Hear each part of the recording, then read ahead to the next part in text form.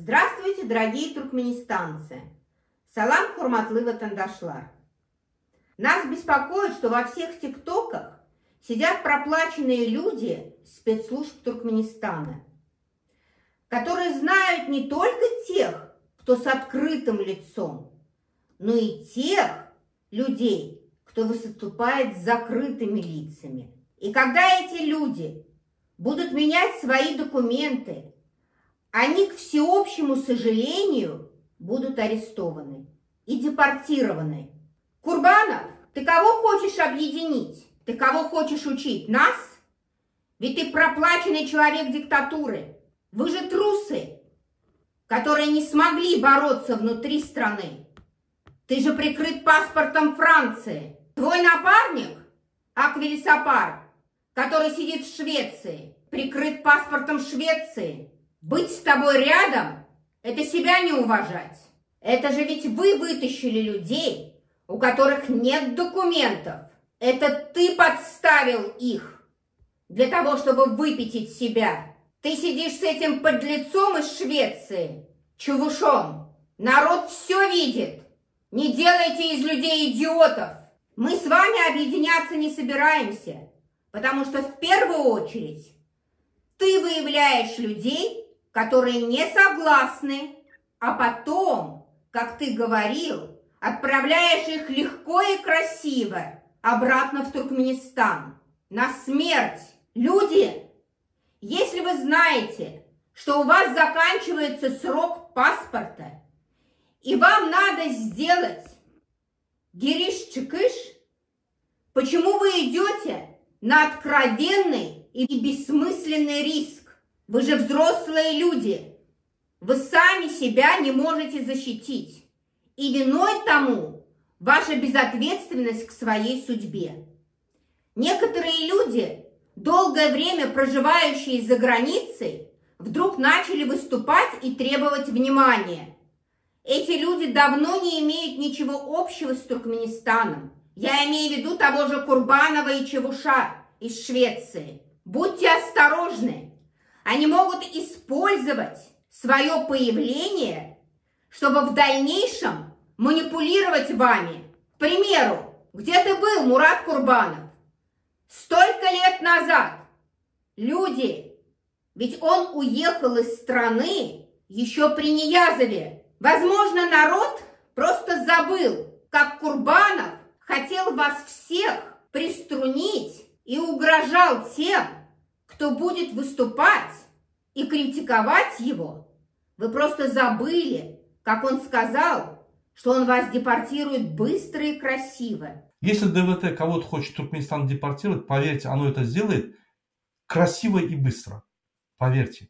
Если ему это будет надо. Я считаю, что он это так и сделал. Он просто депортировал и вводил всех столько месяцев в заблуждение, например, с Фархатом Мейманкулиевым. Или же тот же Азат Исаков, которым Курбанов был также очень недоволен за его критику и обзывательство, которое он позволял себе в адрес Курбанова. Да я считаю, что частично виноват в том, что депортировали того же Мердана Мухамедова. Там тоже есть твоя вина. Меня очень настораживает эта демонстрация стремления к солидарности. И у меня очень много вопросов к тебе, Курбанов, и к тебе, Аквилис Апар. Почему о них никто не знал? Люди, задумайтесь. Ведь Аквилис Апар убежал в начале 90-х годов. Ты же смылся просто. А ты, Курбанов, ты когда уехал? Француз. Ведь французская телекомпания приехала в Туркменистан в 2006 году. И мне очень интересно, почему она не пришла в гости и не взяла интервью у тебя, у твоей жены, у твоей семьи. Ты на этот вопрос можешь ответить? Или к твоим родственникам, Аквилис Апар, шведский писака? Почему они к твоим родственникам не пришли? А? Почему не взяли интервью у всей твоей семейки? Ты же такой оппозиционер, писатель. К сожалению, среди них есть те, кто пытается выдать себя за вот таких вот видите ли, людей, которые знает народ. Мы сами были в Туркменистане. Я тебе знать не знала, Аквилисапар. Национал-фашист, проклятая морда антисемитская. Бейнамыс, Иснат, назвал своего сына Микаэлем. Это же еврейское имя. Неуч. Теперь, видите ли, им нужно внимание. Эти люди – это пример неполноценных, несостоявшихся личностей. Эти люди появились специально. Они ставленники диктатуры. Они им нужны именно для того, чтобы был повод заявить, что, видите ли, оппозиция не объединяется.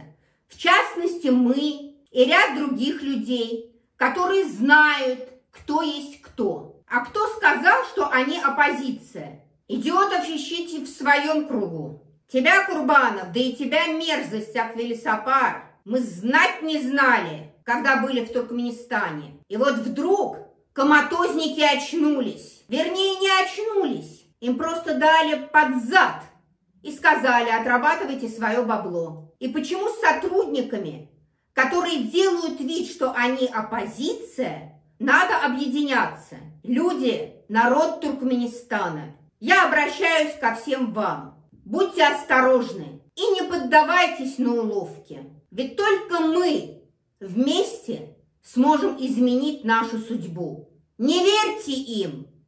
Народ имеет право. Халкын хакывар.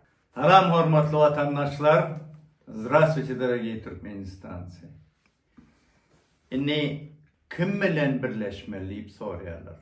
Ne için etmeli, onun maksadı ne? Bir edilen oyun, ne oyunu? Kim için gerek bir? Birleşmek maksadına dayanıp bulur yurttaşındaki özgü fikirli adamları buluşturup öz arasında şular şoňaly adam diýdirmeli. Menem bir öz garayşymy düşündireyim. Birleşmek diýilen ol bir ýola çykkan adamyň birinciden hiç saçan ol ýeňsesinden biri bir ikili eder diýip pikir etmeliler. Bular bir birleşeliň diýen adamlar bulun iyilik gan içinde, bulun çıkışlarını yatlan. Bular var ya yine o şey neme on plana gadin molar muhakan tuşka. O da var ahal duruşu bilen şehit ölürmü neti var. Onlara kurumlar neme yadınızdan çıktı mı? Ha? Eğer tayak hiç saçan düzelmez. Buların hemmesi hükümeti işlep veren adam men arada aytdı mı? Şular kara sanudu duyuyor. Ondan bular neyle birleşecek bolýarlar? Inni ulanılyan bir sana siyasi yarar var. On bire tiri parazlık, birem inni ageizm diýilýär da. Yaşına göre şol diskriminasiýa etmek. O şol yaş bolsa aýyn tekden otur. Ine bir samsyklary ol, şwetseli, çumo, ýypany, çavuş. Ha? Ayılar Google adamlar burada siz olun animeni düşemeň diýen bolýar. Olar Google mi? Sen näme? Sen hakynyň huşuň ýerine mi? Sen sindirene öz ömrüňi hökümede şol daşar ýurtda özgü pikirli köpçüligiň içine ikilik edip şol çawuşlap sen şoňa sindirdin. Inni bire Google diýen bolýar. Beýlekiler ammara bir ýaş olanlar çykyş etýärler. Bular gerek geldi, bular aýrym ýatdan çykaryn, bular aýrym, bular gerek gelýän bolýar. Ine şoňa ageizm diýilýär. Inni muny bu meseleni düşün, şortol her kim mara galtamanyň ýolu biram bolsa netibesi aýry diýilýär şu. Entek ýol görkezler bu zatlary. Ýöne tire parazlyk diýilýän bir dert bar berde. Ne pikir edin? Häzir birleşeliň diýe. Bular birleşmez hiç saçanam. Ine çykdy şu wagt Talip çıkış etti. Yanına da gelen ben sana ayttım ha tali seni bulaştırırlar. Yollaşın qarğa olsa iymetin poq bolor dedim. Sen şuat şol birleşeliğin deyip bile oturan adamdan kimdiğine var anına yettin mi sen? Entek sana millet taraftanım. Hemen özgü fikirli giyinişliğin içinden ne hiliyadaydı orada da var anam var. Yaş olun entek görce oğluna deyip. Sen ne medip yörenin biliyen mi? Çıkış ediyen doğru. Ama yanında aklar kim? Olur halkın karşısına işlep gören adama sen bu cağız çıkışlan katı tid oturur. Pişin yimnamlığı samanhana çenli bolur ol. Ne değil şular birleşelim diye. Bol ya. Ne birleşilen yer var ha o bisyala yasa biz. Var yazına otuyoruz. Onun şotayda biz ayrı ayrı olup otuyoruz. Yani arasında derine geçen yıl değil. Misal için yine bir Serdar Hocan Epesov, Mıralı Karumlu ya da bir Roma bunlar gel yine bizden otuyoruz gülüşüyordu. Bilim bir salam telik baram olsa yine bir neme la yankı. O birinin yemli. O yumruğunu sen yumruğunu bokup beytirip neme diyorsun o artist. Kimi sen zordan saklap sen kimi korkucu koyalım. Şagal hayvatını kimeden korku diyen berdi. Onun şulu adamla kim birleşer?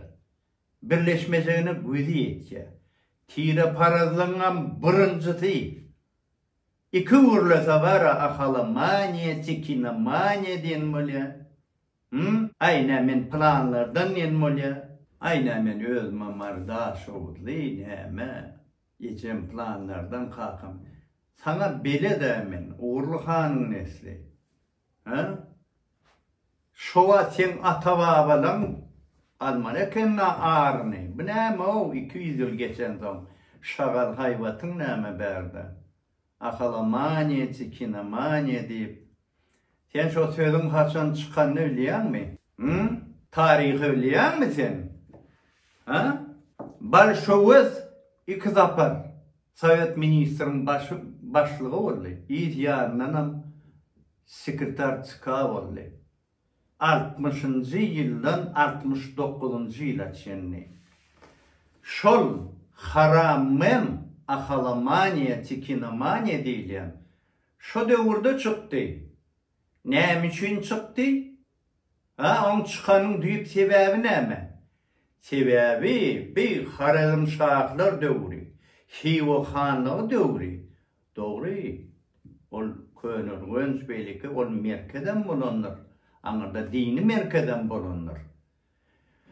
Yani anırdan Hivo Hanlık gelenine bu şey Özbek Han, bir Çingiz Hanlardan gelen bulur, karışan bir. Paz alıp diyorlar. Bir topar yomut anırdan daha soğudan tekeler bir neme koştular.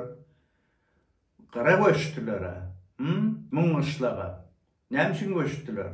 Sebebi anırdan Zalatayar'da diyorlardı. Kızılorda olsun nasıl? O Şotay'dan inni Çingiz Hanlardan sonki Han, yani Özbek Han gelenine berik süyüşte dinem geldi, beylikem geldi. Yani şonlenem ondan bir neme değiller. Tekebbirliğim eline bulur Han'a. Bu kumun içine yaşap yörün tire taypılan himmeden bulur ay bir neme de bulur. Şokoy bulur. Şu devirden beri paz alınıp diyor şu galan tire taypalardan Türkmenistan'ın içinde. Şu devirden beri neçe zapar Hivo Han'a koşun sürüp bir Sarık'ta da vuruştu, bir tekeler bilen Mar'da da vuruştu. Barmadık yeri yok, kan dökmedik yeri yok. Ne için ol hakta gurun eden ne için Balşovuz gelenine dörüdüş olmam. Ahalamanya, tikinamanya değil yani. Balşovuz'u anırda bir kamsamol olup diyor ki, beri merkeze getiren kim? Şahcavatır değil mi? Şol ne? İki tane teke var tarihte. Bunlardan yok. Şu Niyazov'dan beri. İki zanın teke vardır. Bira Yankı Kaygısı da Tabayev, biram Şajavatır. Şajavatırım şol 47. yıllara geldi. Stalin ilkara Gruziyada bunu koydu. Yol başladı. 51. yılda da Edil Tribuno'da öldü. Yöne Balşovuz'u Anırdan, Hivo'dan, Daşovuz'dan, Kapurov'u, Levap'tan, Kılıçıv'ı Balkan'dan, Yağlı Huday verdiğine Anırdan, bir Mardan, Karayev, şulon hemmesini yaş kadırlar deyip getirip, yetiştirip görün şol Şajavatır. Onunla yetişti de şol. Ne bir nemede öldü Şajavatır. Yine bir ahir bir gün geldi bir neme. Balşovuz. Gurmamın tapyan gurrumuni şol dövürdü. Gödi yetip durda merkez inni Hivo'da değil. Aşkavadam merkez bolduğu değil sebebi esası merkez Moskva. Moskva ananaryalık bunların ulonyan siyasi taglimatına zeredim. O doktrina var öz başına. Ha? Akalamanya, çekinemanya. Annem için hiç kim tekelere ayıştı adam diyerek. Ha? Hivamanya, yomudamanya diyen yer var mı? Ya levabamanya, ya ersarmanya, salır sarıkmanya. Ha? Ya bayıp yomutmanya, Balkanmanya diyen yer var mı? Merkezde. Aşavatta. On içine hem tireler, hem tayfalardan adam var. Ben özüm Balşovuz'un oğlu bilen bir okudum ha. Şimdi tire paralığım ben ne için ağladım? Şun çoğuyla sesimi çıkarman o tirine bir min gemin eni domuzu çıktı. Men sana ağıttakçak geldim yöne var domuzun hor-hori ölyense yakma değil yani. Sen bana o eylek beylek çıkan mı lan TikTok'ta ne mi guryan gepin bilemem ben sen. Ha? Ators diyen mi lan bana? Di de kimin? Çık şunu. Diyeni? Cevap verebilen morsam. Ators di. Ha? Akal Çekinski deyip. Senin çakın bilemem sen. Yine bizim belamız şol. Bira ejizm. Birim yankı şol tire parazlık. Ol siz birleşediğin diyeniz. Yine bir mırızırı var. Birleşediğin deyip onu dızanmıyor. Özüm beherden diye. Yöne var bir sorulun sen aslın nireli deyip bir sorulur adamdan. Ayıp mı olur? Ayıp mı? Ne için onu aydıp bulunak? Ha? Mena var şu kim neyme olsa hemmesem ortada hemmekşem biliyor şunu. Menenim omuratalardan bulunulim. Ya mamam kurtlardan bulun. Mena onun için çiğit yaram ne demem. Küçeleme ağa. Kaytam buysan yan men. O ne için? Yöne şonu Balşovuzov ne için yetti diyenize sebebi kan bilen gülen can bilen çıkar. Şol Hiva hegemonyasının sindromu ağırdan gelen adamların hemmesine otur şol. Men ne için hemmesi derler elbette. Her hil adam var. Yönünde siyasi işvat arena çıkanların içinde muhtemelen. Geçen yıl bizle Mirali, Karamumli, Serdar Hoca'nın oturdu. Bu edep, bu elli olun mara. Bir gup para, gurlan mol. Ay mi ne meder, o ne meder ni. Bu kordonu yağ uylan yalak. A sen ne mi? Ha? Serdar, Mirali, sen ne mi? Sen milletin yomut mu? Ha? Sen milletin yomut mu ya tiren yomut mu? Sen ol yomut deyip betet var. Ne mi o tane senden soran mı? Ne için şunu edeyim? Ne mi bölüşülmeyen, onuşulmayan meselen var? Ben düşünürüm. Merkez ahallamışım. Bir wagt paç tölep ýören akal inni bärde merkez boldy. Hiwa Han'nam hegemoniyasy inni kabul edilen akal. Şonu sizin kelläňiz. Iň merkezi çemenin TikTok'una oturan bu gurrumları dinleýäňiz maňyrda. Ha? Ay bu tekeler, şu belan körü tekeler, bular pakta da köplena beylikemedi mi? O ne ile beyle olar o? Tekelen bana qaragatsın özünün ormayan olsa. Akallar. Dine tekedel onun için kel millet var. Akallan himmetin bana qaraga akaysın özünün ormayan olsa. Ha? O ne içine bir yankı yil üçün bir sığır yalak bara yönü sığır bilenlağa hamınıza. İnni qalan meselenizi oňurdunuzla inni şu tire parazlık mezası sizin işiniz. Şoň üçin bular häzir edýän gurrumy men size düşünýän. Edi Türkmenistanlar. Bulan aladasy o ağzıvirlik günen beleleşeliğin değil. Ol değil bulun maksadi. Bulara tavşırık var hükümet taraftan. O birleşsinler. Ondan yerinde önkü devletten ya beylikin bolşayalık var dağıtsınlar diye. Bulara ondan var bir gep kurum olsun niye diyorlar. Yine de mun ayratin tarafı bulara birleşemişsin. Biz olsa bularla birleşemiz. Buların esası var, aladası. Ol birleşmekte değil.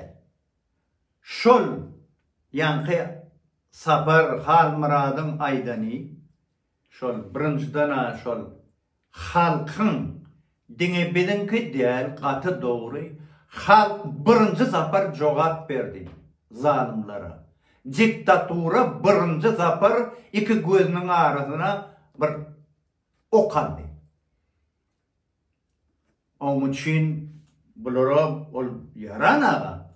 Bulara şu an tavşırık häzir gepi gurun şundan soğumalı. O bilen men doğrulaşýan bir oğlunun aydan bilen. Yöne yende bir mesele şu adamları ayratin özü işlep onun bir belli baskanca basılıp ahire bir yetilen derece var. Şol derece yeten adamları bular dine özünü bilýärler. Hiç kim bilen birleşen aklar diýdirmek üçin edýärler.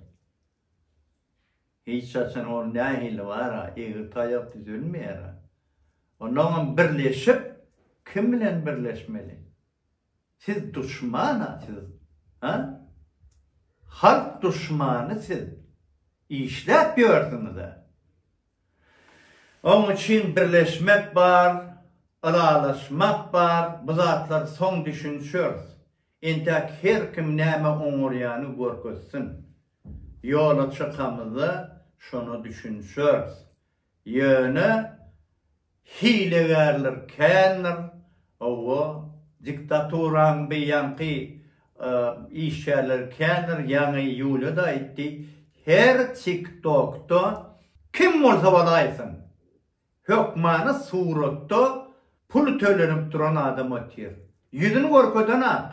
Şu yüzünü korkutmayanlar için atıyorlar. Ol kim olsa balaysın. Şu TikTok'ta şolar var.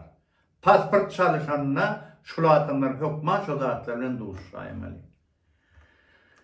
Onun için hüşşar olmalı yigitler.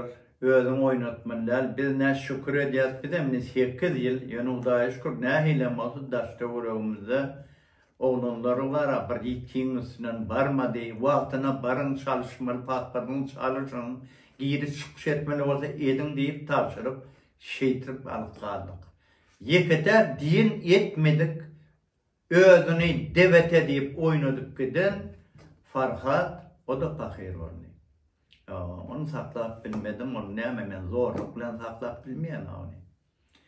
Yani galandan hemmesine şu bolup duran daş töwürümizde şol birleşeliğin, ay söwüşeliğin, ay howo gudowureliğin şoňa meňzeş gurumlary, boş gurumlary hiç kulak asma.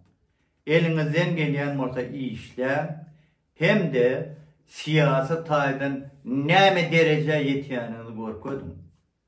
Adı bilen galanyny görkedin. Ol ýöne gyýgyryp görenden iş bitenak. Gurrun süýjü, samança ýok güýji.